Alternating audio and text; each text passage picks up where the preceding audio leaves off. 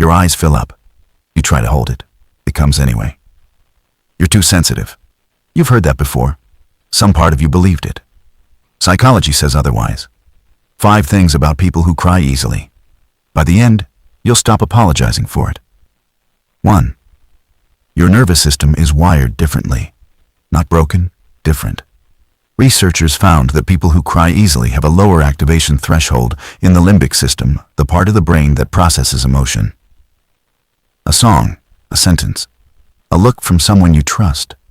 Your brain receives it before you decide anything. You're not overreacting. You're picking up frequencies other people miss. 2. You feel anger the way most people feel sadness. You're in a confrontation. Someone says something unfair. You have the words. You have the argument. But before a single word leaves your mouth, your eyes fill up. Psychologists call this emotional flooding. The intensity of the emotion bypasses the verbal response entirely. The body speaks before the mind can. The body spoke before you could. 3. Crying doesn't make you feel better, people do. Crying only relieves emotional distress when there's social support around it. When it's met with warmth, it helps. When it's met with silence or a look or, "Why are you crying?"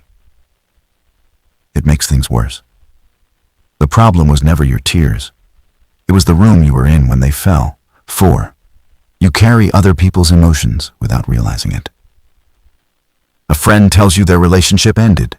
You nod, you listen, and somewhere in your chest, something tightens.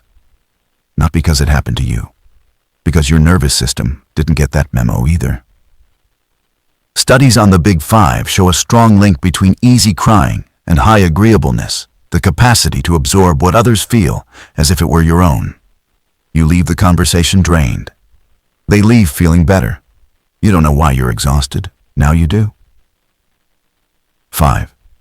The shame costs more than the tears. Someone cries in a meeting. The next 20 minutes aren't about the problem anymore. They're about the apology. "I'm sorry. I don't know why I did that. I'm fine. Let's continue." The crying lasted 30 seconds. The damage from the shame lasted the rest of the day. Think about the last time this happened to you. How long did the tears last? Now think about how long the apology lasted. Which one actually cost you more? That's what nobody measures. Not the tears, but the energy spent hiding them, apologizing for them, explaining them. The crying didn't disrupt the room. The shame did. Crying easily is not a flaw in your character. It's a feature of your nervous system. And you don't owe anyone an apology for it. Crying easily is not a flaw in your character. It's a feature of your nervous system. You didn't choose it. And you don't owe anyone an apology for it.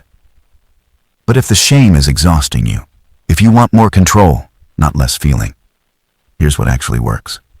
1. Name it before it peaks. Anger, frustration, overwhelm. Say the word to yourself quietly, early. The limbic system responds to language. Name it fast enough, and the signal loses urgency.